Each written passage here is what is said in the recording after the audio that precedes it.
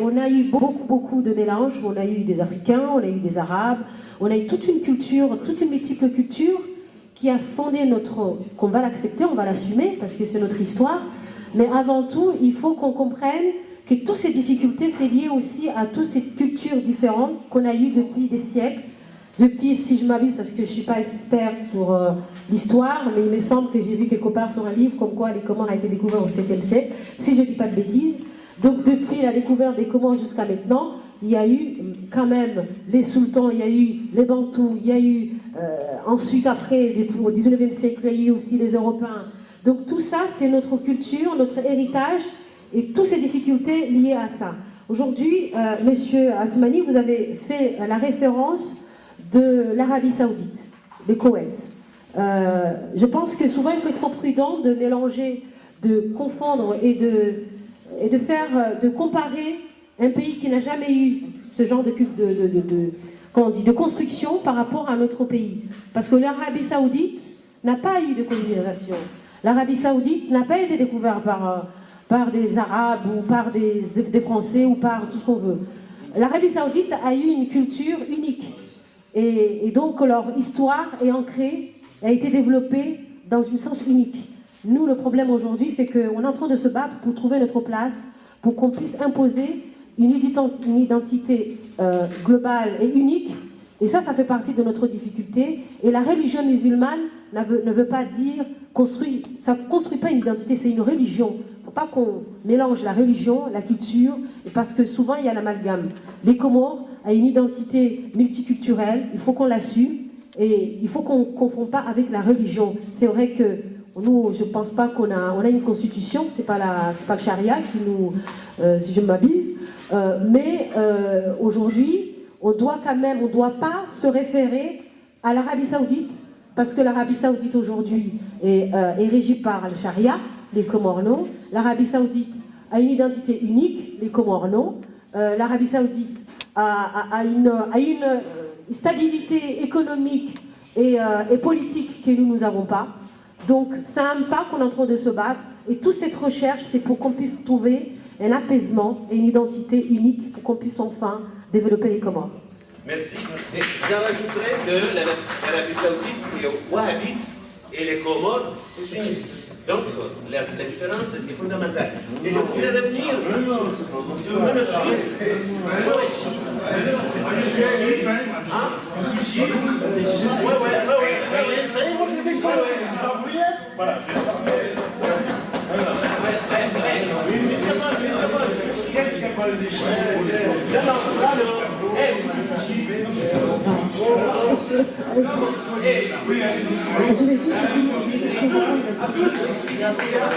Excusez-moi, est-ce qu'on peut faire le silence? Elle n'a pas terminé, s'il vous plaît. Et puis, si vous êtes sunnite, chiite, wahhabite, tant mieux pour vous. Voilà, et s'il vous plaît, restons dans le débat.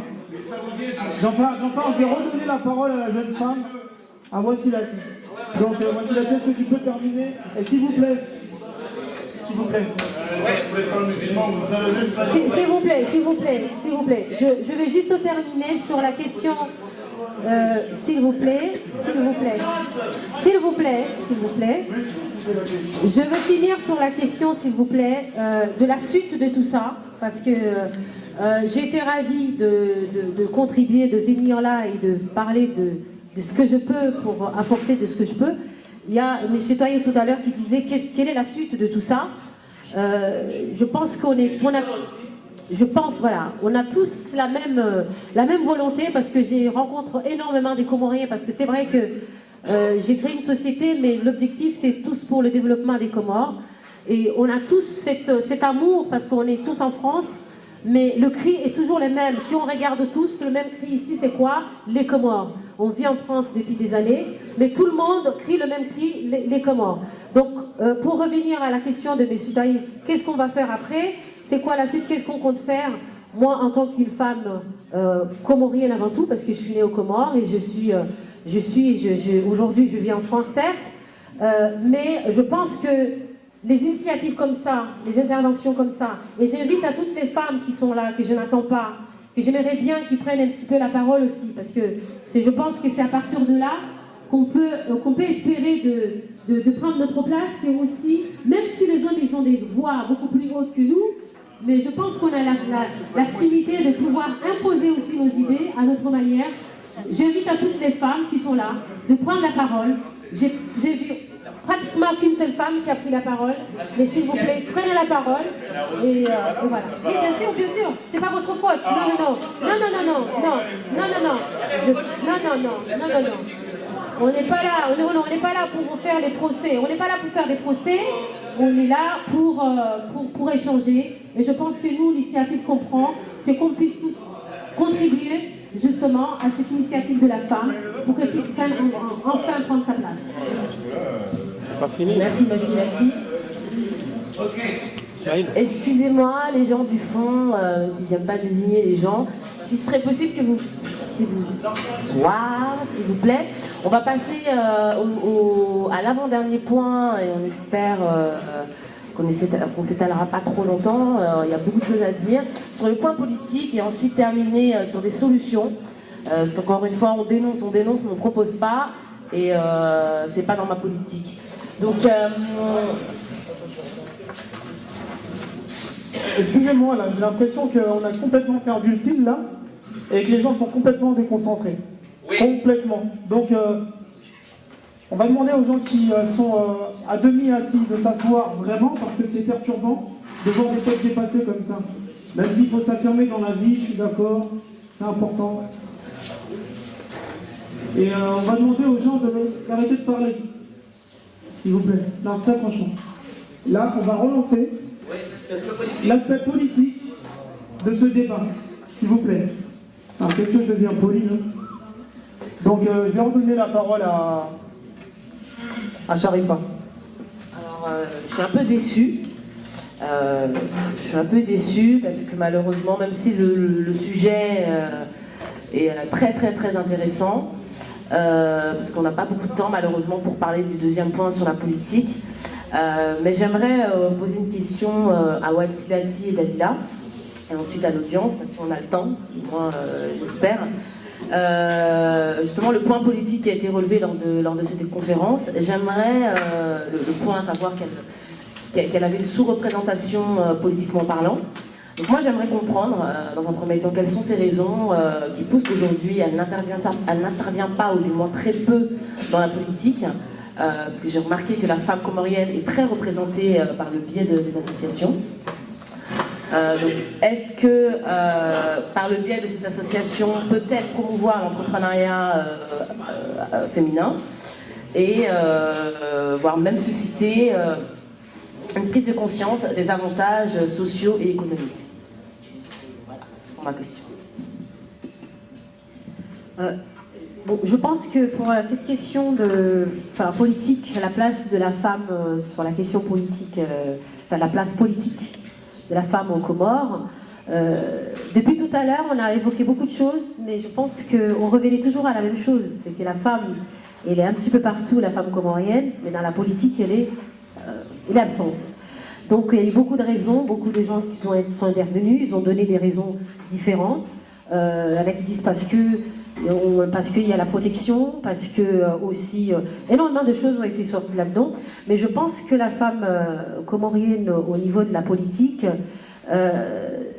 quand on regarde bien la majorité, c'est pas quelque chose qui est propre aux Comores. Hein. Je pense que c'est quelque chose qu'on souffre un peu partout dans le monde. En France, il ne faut pas non plus exagérer.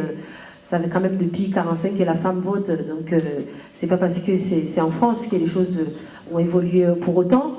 Et même les femmes dans la politique en France se battent pour pouvoir avoir la place.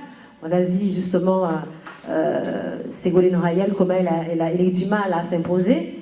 Tout ça parce que c'est une femme, il faut accepter la réalité. Donc aux Comores, je pense que c'est toujours une question d'intimidation et aussi cette question de constitution que tout à l'heure, je pense que vous avez évoqué là-dedans, c'est que par rapport à la constitution comorienne, je pense qu'il y a eu beaucoup de freins, je ne la connais pas personnellement, mais bon, avec des aperçus, je pense que la femme comorienne n'a pas été trop mis en avant dans la prise de la place dans l'institution politique aux Comores. Et puis en même temps, il y a l'intimidation de la femme par rapport, parce que quand on se trouve dans le rang politique aux Comores, c'est composé pratiquement à 90% ou même 95% majorité hommes, et c'est assez intimidant pour la femme, pour des questions de coutume, questions religieuses et questions autres. Et puis, c'est vrai que la politique commence par le débat, par la prise de... Pour faire la politique, il faut débattre, il faut parler, il faut voir les gens, il faut s'imposer. Et quand on prend l'exemple, c'est pas péjoratif, mais rien que maintenant, depuis tout à l'heure qu'on est là, les hommes arrivent à mieux s'imposer, à imposer leurs idées, à parler de leurs idées que les femmes. Donc c'est une réalité. Donc pour pouvoir s'imposer dans la politique, il faut imposer ses idées. Et pour imposer ses idées, il faut prendre la parole. Et tant que la femme ne prend pas la parole pour imposer ses idées, pour dire j'ai quelque chose à dire, donc elle aura toujours du mal à prendre sa place. C'est à elle de la prendre et c'est à elle de s'imposer, à commencer dans cette salle. Merci.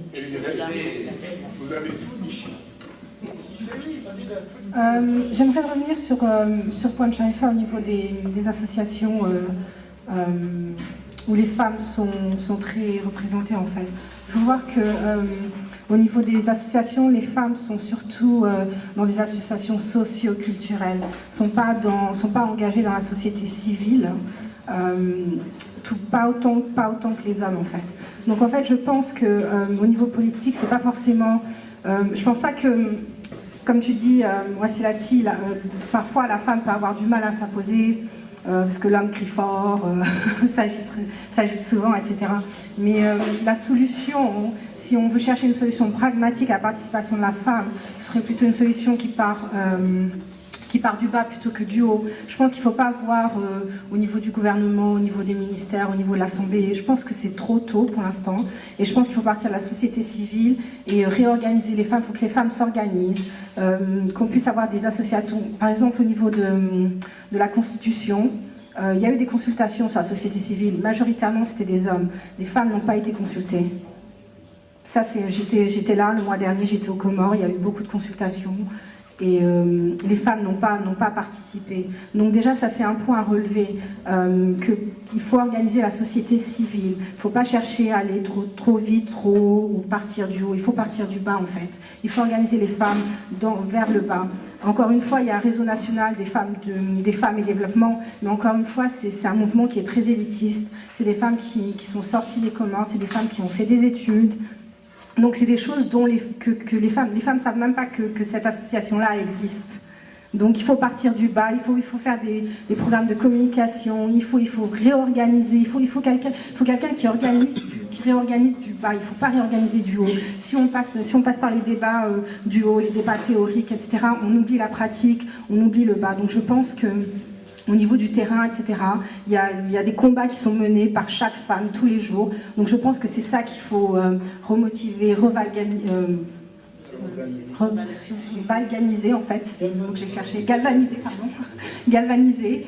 Et voilà quoi, je pense que faut partir du bas plutôt que du haut. Voilà, c'est mon...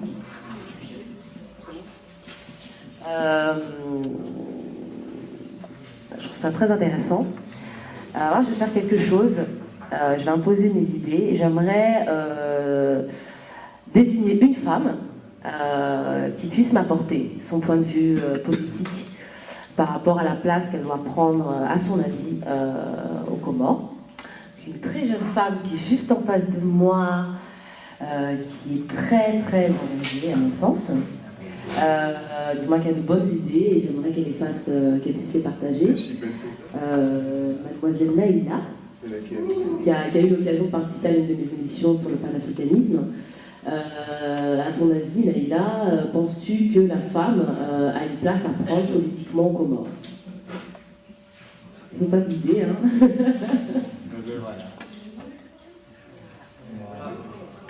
Elle me disait tout à l'heure que peut-être que la femme... C'est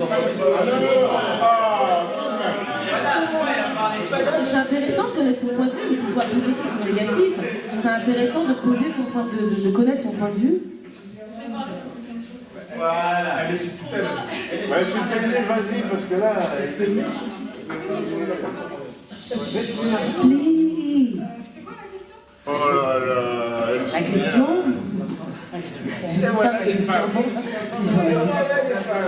Est-ce que tu penses que la femme comorienne a une place à prendre politiquement au Comore? Bien sûr, elle a sa place à prendre. Mais je pense aussi qu'on s'étale un petit peu là. Parce que, en fait, on s'est pas arrêté sur les aspirations des femmes aujourd'hui. Parce que nous on parle aujourd'hui, parce que nous sommes déjà dans des combats. En fait, on a nos activités, on a une aspiration des choses, on voit le monde avec une mentalité un petit peu occidentale, quoi. Faut pas se leurrer. Mais maintenant, la question, c'est comment les femmes comoriennes perçoivent les choses au Comore même. Je suis d'accord. Je poser cette question-là. Je suis d'accord. Je n'ai pas vu ce soir. Malheureusement, non. Je sais pas, qu'est-ce que pensent les femmes comoriennes là-bas? Oui, non, mais justement, le problème, il est là. Justement, le problème, il est là. De par l'émission que j'avais effectuée l'année dernière, qui me donnait la possibilité de donner la parole à la femme comorienne, et je vais faire ça avec toi, j'ai qu'une femme comorienne. Des Comores, c'est Madame Sitou. Ça a été la seule femme comorienne des Comores qui est intervenue, et c'était très bien, j'étais très fière, mais justement, quand on a des médias qui donnent la possibilité de laisser exprimer des personnes à l'international, malheureusement, elles ne prennent pas la parole.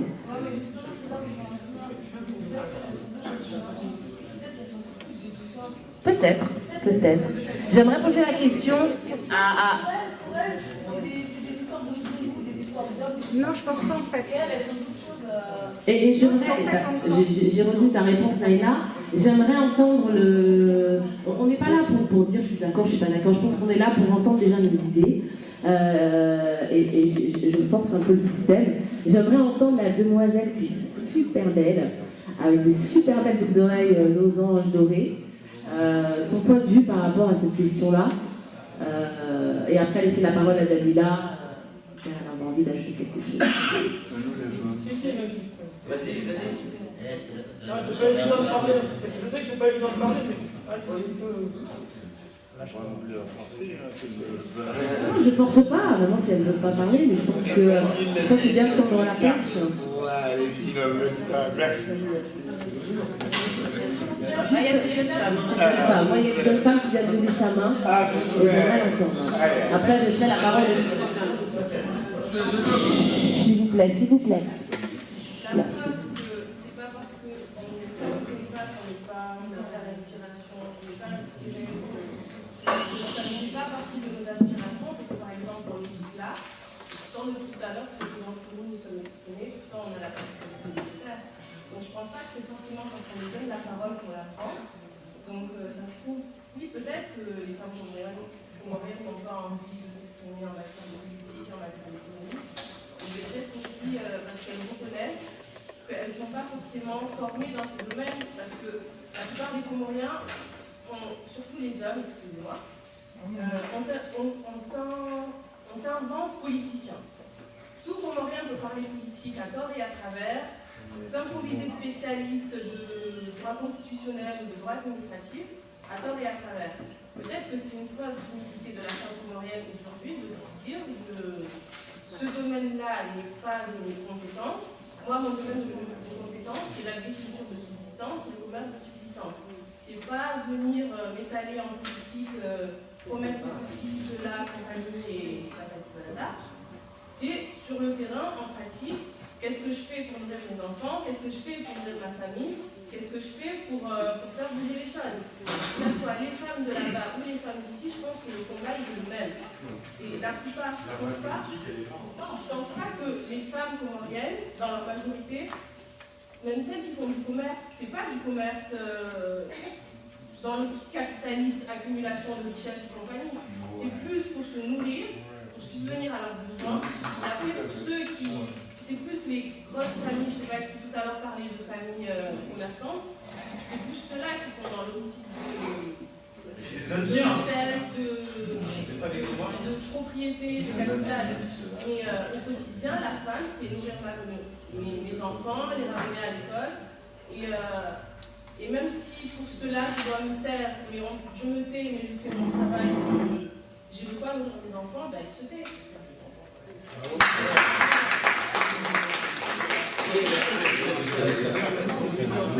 Là, le temps nous est compté.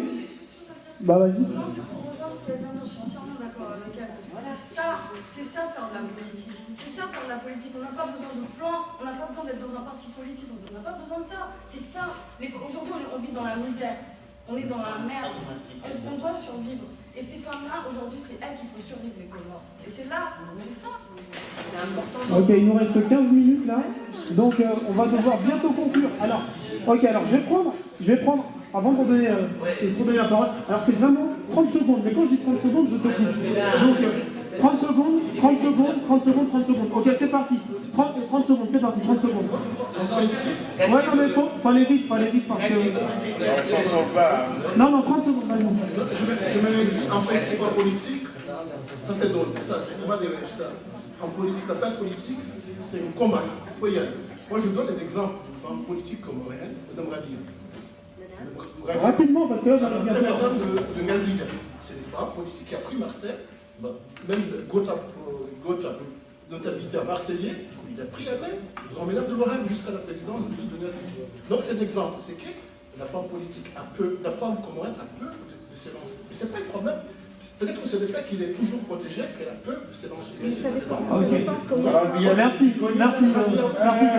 Vas-y. À toi, vas-y. 30 secondes. À mon avis, il y a deux femmes à s'adresser. Il y a la femme timide qui se trouve au pays et la femme comorienne qui est en France. Ici en France, les femmes, ils font des belles choses. Parce que bon, ils se... il y a pas mal des associations de femmes ici, mais la problématique, c'est que ces femmes-là ne veulent pas aller auprès des hommes pour s'associer ensemble et prendre la parole. C'est à vous maintenant de s'associer avec vos frères et essayer de leur dire ce que vous voulez pour qu'on les pose dans le pays. Merci Abdullah. Vas-y.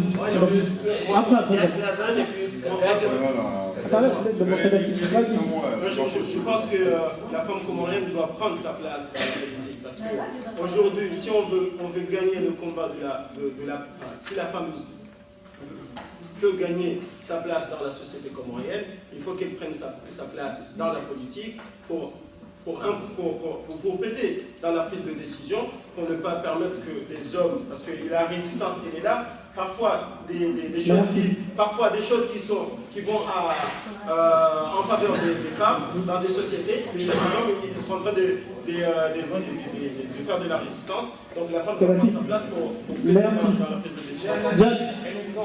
Jack, moi je veux pas être très long, mais tu me laisses finir, s'il te plaît. Bah commence. Voilà. Donc moi c'est juste un témoignage qui est très important. J'ai épousé une femme. Quand je l'ai épousée, tous les Comoriens venaient me voir, c'est une femme. C'est une grosse sous cette femme, il a bahari, toute sa vie. Moi je savais ce que j'avais, et malgré tout ce qu'il disait, je suis parti. Et ce que j'ai constaté autour, c'est que c'était une commerçante, et qu'elle passait, elle ouvrait de magasin en magasin, elle était de voiture en voiture. Et du fait de voir cette nana monter dans des grosses voitures avec des gros mecs, parce que les commerçants c'est les Indiens, les commerçants c'est les autres, monter dans ces voitures, donc pour tous les Comoriens, elle se faisait sauter par tous ces gens. Donc ça c'est malgré, là je vais venir par là pour dire quoi, c'est qu'un jour je suis allé dire à ma femme, t'es une belle oratrice et tout, pourquoi tu ne vas pas postuler pour un poste de député ou autre, tu sais, je suis très politisé dans ma tête. C'est-à-dire que les femmes comoriennes, elles ont aussi peur de cette image, que traîner avec des politiciens, c'est une salope. Elles ont aussi peur des hommes comoriens qui sont en fait maintenant devenus des sous-sous, parce que comme on dit, si tu n'as pas de hawara, c'est que tu n'es pas un homme comorien maintenant. Donc elles ont complètement peur d'affronter ce phénomène de drague et de séduction. Ok, merci. Attendez, il y a des gens qui ont levé la main. Et on va vite. Allez, non, aussi parce qu'il n'a pas parlé des filles. Attends. Paoli, tu parleras, vas-y. 30 secondes. C'est parti, vas-y. 30 secondes, non mais tu le donnes. Excusez-moi là, je vois des champignons qui poussent là, mais quand on demande la parole, vous la prenez pas, et puis tout d'un coup, la parole se libère. Alors je disais donc que je revenais sur ce que disait Jacques. Les femmes politiques, c'est revenir qui ont peur de se revoir, comme tu dis. Mais en fait, aujourd'hui, les femmes, on va dire, qui sont en Europe, on n'a plus peur de ça. Personnellement, je suis une femme politicienne en même temps. Je suis dans la politique, je suis élue à Neuilly-sur-Marne. Et j'ai plein de camarades, de collègues élus à la Courneuve, que ce soit à Marseille, que ce soit à Saint, et en région parisienne, on est à peu près une dizaine. Donc nous, les femmes de maintenant, c'est nous qui devons nous imposer, comme les femmes entrepreneuses, pour justement montrer cette image qui sont communs. Merci. Vas-y. Laissez parler Sultan, s'il vous plaît. Si j'ai bien compris, la politique qu'on parle, c'est au niveau de l'échelle sociale, c'est-à-dire qu'elle arrive à un moment donné, être équilibrée, etc. Pour en arriver là, je pense qu'il y a une éducation à faire dans le pays. Encore une fois, c'est la question de l'homme en fait qui revient. Parce que, encore une fois, on met toujours de l'homme à la femme. Donc, parce que la femme, pour moi, depuis sa naissance, elle est politicienne. Parce que n'oubliez pas qu'ici, il faut vivre les familles, on commence, c'est avant tout, c'est les femmes. Donc, la politique est l'offre des difficultés pour s'en sortir. Mais pour arriver à l'échelle que vous voulez parler en disant élu, il faut d'abord éduquer les Comoriens à accepter que sa femme ou son amant. Merci. Vas-y. Non, il y en a qui vont pas parler. Non. Vas-y. Attends, mais c'est pas du tout une attaque personnelle. Arrêtez. Vas-y. On voudrait aller vers la fin, mais tranquillement. Vas-y. On n'a pas envie. Fauzi, il n'a pas parlé une seule fois. Je voulais simplement rendre hommage à ces femmes, à ces trois femmes. J'aimerais le silence, s'il vous plaît. Voilà. Vous êtes, votre prénom? Fauzi, ça vient, madame. Je voulais simplement rendre hommage à ces trois femmes parce qu'elles sont courageuses. Et le message qu'elles passent, je les invite justement à apporter ce message au Comores parce que c'est au Comores qu'on a besoin de faire ce travail-là. Et je voulais simplement apporter un témoignage parce que nous, chez les Wataniens, on a quand même une jeune femme qui a vécu, qui s'appelle Mamaï, qui est sur le terrain. Voilà, Mamaï Idriss, qui est sur le terrain, c'est-à-dire à Mayotte, contre la départementalisation de l'île comorienne de Mayotte. C'est une jeune femme qui a à peine 23 à 24 ans, donc elle prend sa responsabilité, elle sera au pays et elle se bat pour le pays. Donc je veux rendre hommage à ces femmes-là. Voilà, merci. Oui, alors, moi je voulais dire, on a posé le problème politique et je suis sincèrement désolé, un peu excédé que les filles, heureusement que du coup ils se mettent à parler. Je veux dire, demain, il va y avoir un débat sur la Constitution qui a été votée en 2002, qui a été appliquée en 2002, et qui aujourd'hui est remise en cause.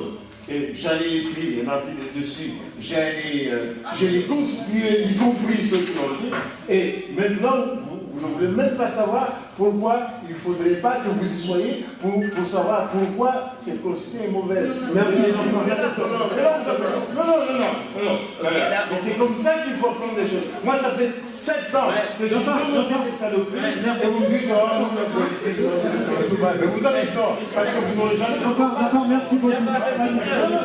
Brièvement. Lève-toi.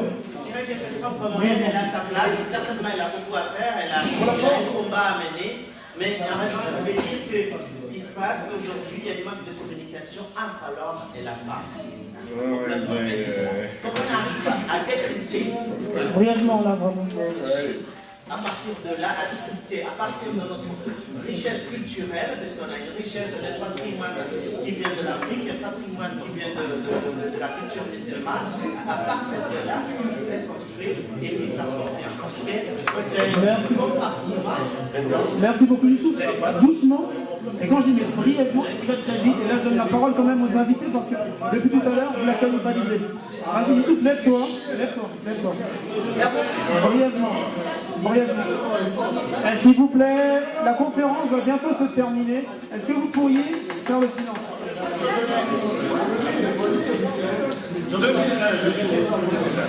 Vas-y, Youssouf. Oh, évidemment, je suis les diables. Les chiens qui vont manger, qui ont fait du... Vas-y, Youssouf. On va donner c'est la politique. Jafar, t'as parlé. On n'a pas conclu encore. Assieds-toi. Je peux donner un exemple dans un milieu très macho, c'est-à-dire le football, qui est aussi très difficile à structurer aux Comores. Écoutez-nous, s'il vous plaît. Voilà, donc je vais juste donner un exemple et tout, quand on donne la place à la femme, certaines choses pour avancer, c'est dans le milieu du football qui est très macho et encore très compliqué au Comores parce que c'est pas très bien structuré. C'est une femme qui gère ça, c'est une femme qui... elle est quoi déjà La femme qui est la secrétaire de la Fédération française. C'est une femme qui est secrétaire de la Fédération comorienne de football. Et depuis qu'elle est en poste, il y a des avancées, mais elle structure très bien ça. Nous qui sommes dans le milieu du football, on voit que c'est comme la personne.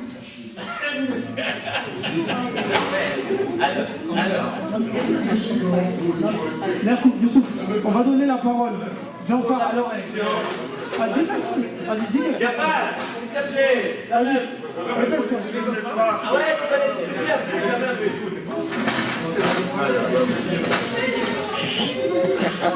Moi, je fais de la politique. Il y a un problème pour l'oublier. C'est pas déjà. On compris là. C'est qui la femme comorienne? D'où vient cette femme? Et c'est quoi ses objectifs? Qu'est-ce qu'elle a envie de faire par rapport à la société et par rapport à l'évolution? Qu'est-ce qu'elle a envie d'apporter? Parce qu'il ne faut pas qu'on oublie les gars. D'accord, merci. Alors moi, avant de donner la parole à ces jeunes femmes pour qu'elles concluent, moi je vais juste dire une chose. L'intérêt de ces conférences, que j'ai remarqué, le plus important, au-delà des connaissances qui sont transmises ici, c'est s'auto-éduquer. Parce que, franchement, je vais être sévère avec la communauté comorienne dont je fais partie, je trouve qu'on ne sait pas se tenir. On ne sait pas se tenir. Mais si, on se tient. C'est la démocratie. Ouais, mais la démocratie, ça veut pas dire... Écoute, j'ai même pas besoin de rajouter quoi que ce soit. Voilà, je donne le micro aux jeunes femmes pour qu'elles concluent. Oui, je voudrais répondre tout à l'heure à la jeune femme qui est juste avant. J'ai pas, excusez-moi, parce que j'ai pas... Leïla Naïla, excusez-moi. Naïla, excusez-moi. Je voulais juste dire tout à l'heure, parce que vous avez dit tout à l'heure que peut-être on s'en fout un petit peu de prendre la place, de montrer, de parler. Nous les femmes, on a notre combat, on a déjà des combats, on est déjà sur le terrain, on travaille. Mais il ne faut pas être loin de la réalité. Malheureusement, tout ce qu'on fait jusqu'à aujourd'hui, pourquoi les choses ne changent pas? Et je sais que nous, en coulisses, les femmes, en tant que femmes, ça râle entre nous, ça râle parce qu'on fait beaucoup d'efforts, mais ça n'avance pas. Mais pour que ça avance, il faut être au milieu de la prise de décision. Il faut les prendre, les décisions, il faut les partager. Donc je pense qu'on ne peut pas se contenter à uniquement contribuer au développement, mais aussi à prendre les décisions. Et je reviens à la dame tout à l'heure, à la femme tout à l'heure aussi, qui est intervenue sur le fait que nous, les femmes, c'est vrai qu'on fait beaucoup de choses, mais au niveau de la politique, peut-être ça ne nous intéresse pas. Il faut aussi savoir que la politique, au niveau des Comores, même en Afrique en général, on a une mauvaise image sur la politique africaine et la politique comorienne notamment. Parce que tout simplement, la politique, on ne croit pas. Ça fait des années qu'on donne des promesses et tout ça. On se dit, moi, personnellement, je vous dis sincèrement, je suis dans l'économie, j'ai dit, c'est que dans l'économie, c'est de l'action qu'on peut changer les choses. Mais je me suis aperçue au fur et à mesure que cette politique, on ne peut pas la rejeter. Parce que ceux qui prennent la décision, ce sont les politiciens.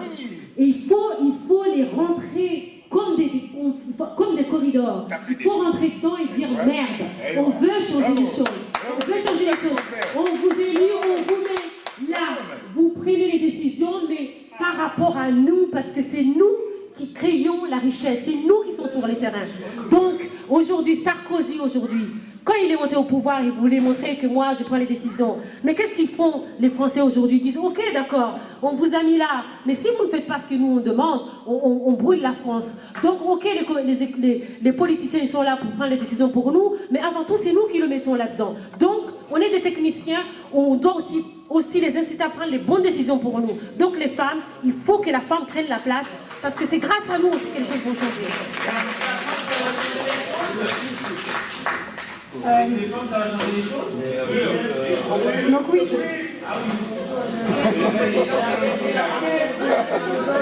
la femme ne va pas changer les choses. La femme la femme va conjuguer avec l'homme. La femme va réfléchir avec l'homme. La femme va s'asseoir avec l'homme comme on le fait chez soi, comme on fait à la maison, comme on éduque nos enfants. La femme va s'asseoir devant les hommes parce qu'une société est faite pour un homme et une femme. Donc on s'assoit tous les deux pour réfléchir pour l'avenir de nos enfants, pour l'avenir de notre société. Et c'est comme ça.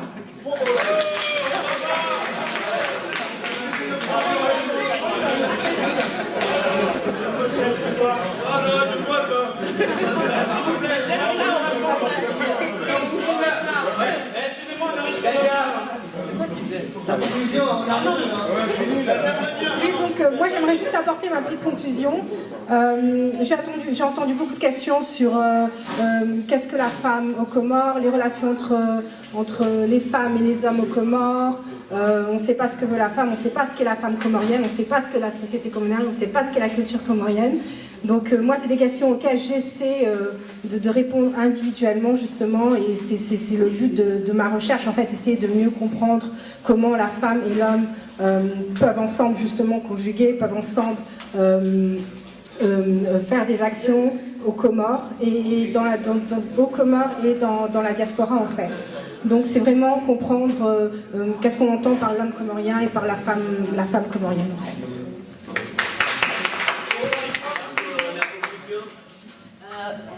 Il y a une conclusion. Ah oui, oui, je veux l'entendre, cet homme-là.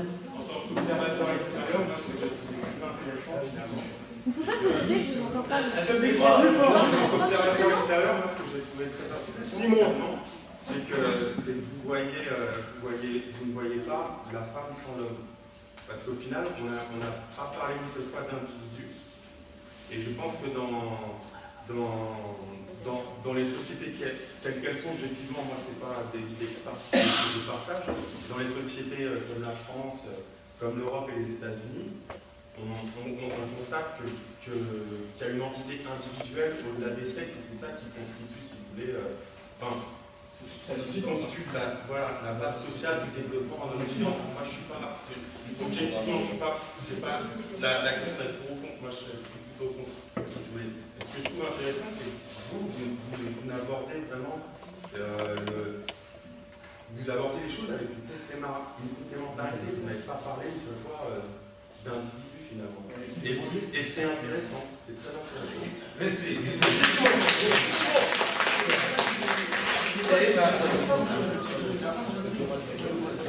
Ok, merci beaucoup. Simon, c'est ça? Merci beaucoup à toutes et à tous d'avoir accepté de participer encore une fois à cette conférence très très enrichissante. Malheureusement, ça ne peut pas durer longtemps, et en tout cas ce que je conclus, c'est que la femme, il y a beaucoup de choses à dire sur la femme, qu'au final, quand on en réveille une, d'autres se réveillent, et je trouve ça génial. C'est dans la communication que les idées peuvent se développer. J'aimerais encore remercier Dalila et Dalila Ahmed et Wassilati El-Baïd d'avoir accepté d'intervenir ce soir par rapport à ce thème-là qui me tient énormément à cœur. Je suis très fière d'elles et je les encourage fortement à aller au bout de leurs rêves, à poursuivre leurs projets jusqu'au bout. Car comme elles, je fais partie de cette génération, cette deuxième génération, qui est soit née en France ou en Occident, ou qui vient des Comores mais qui est venue en Europe, qui a envie de se battre pour son pays, apporter sa pierre à l'édifice, à la reconstruction des Comores. Moi, mon combat, c'est la femme comorienne des Comores. Donc sensibiliser en effet l'opinion publique par rapport à la place de la femme.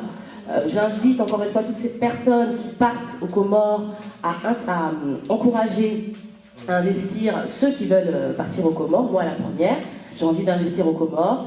Et j'aimerais avoir des conseils de personnes qui sont déjà sur le terrain pour pouvoir m'orienter. Encore une fois, la femme comorienne a besoin d'être stimulée dans son épanouissement professionnel. Car pour moi, l'émancipation passe par la profession. Donc lui apporter plus de savoir qui sera une arme pour elle pour se mettre à la disposition de la société. Voilà, merci beaucoup.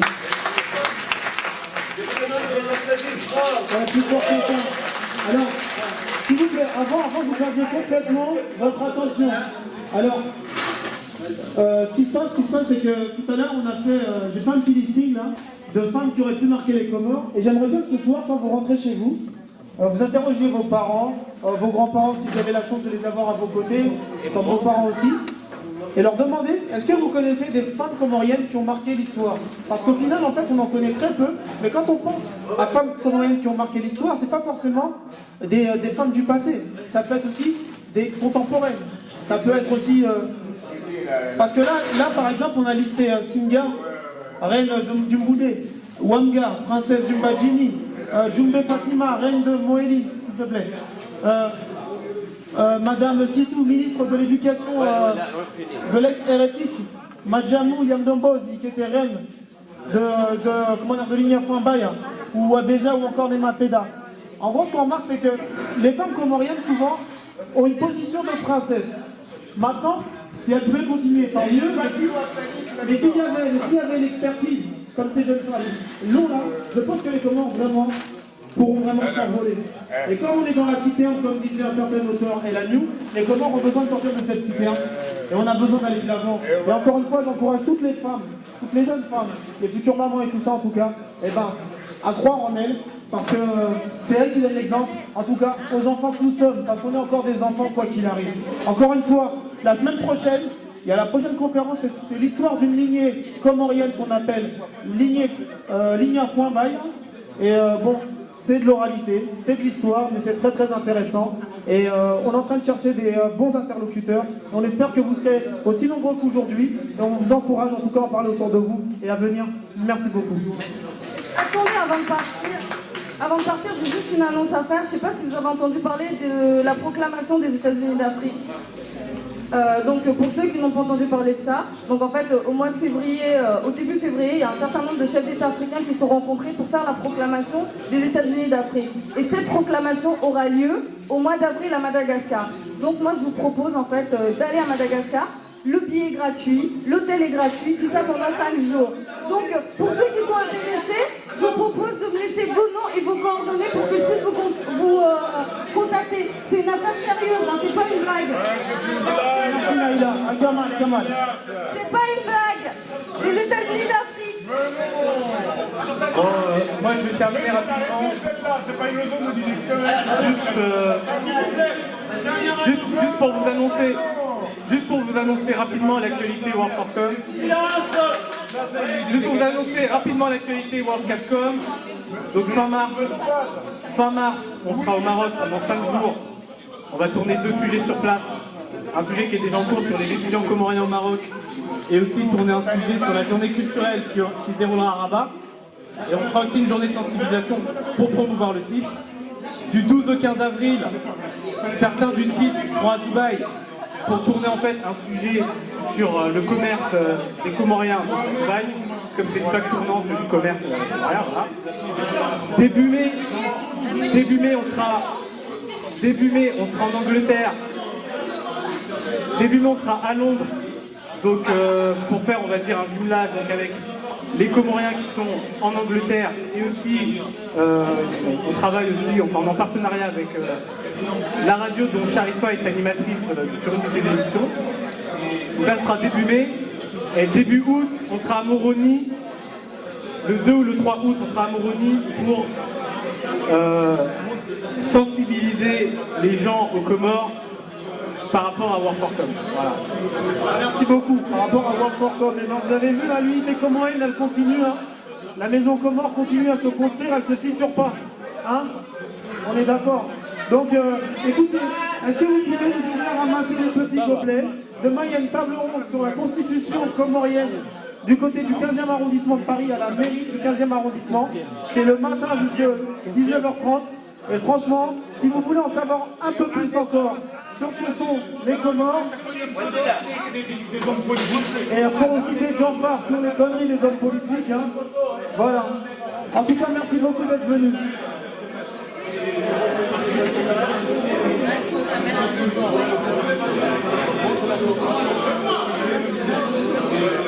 Merci à ceux qui sont venus, à ceux qui sont arrivés pour la première fois là. J'espère que le chemin, ils seront le retrouver pour la prochaine fois.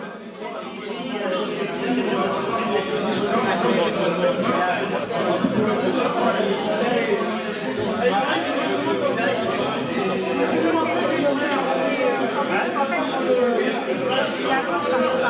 suis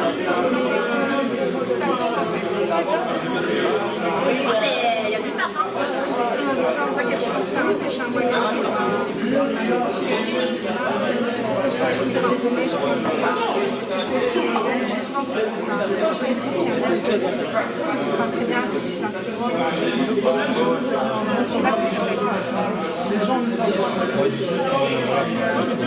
sais pas si tu as lu ce livre aussi.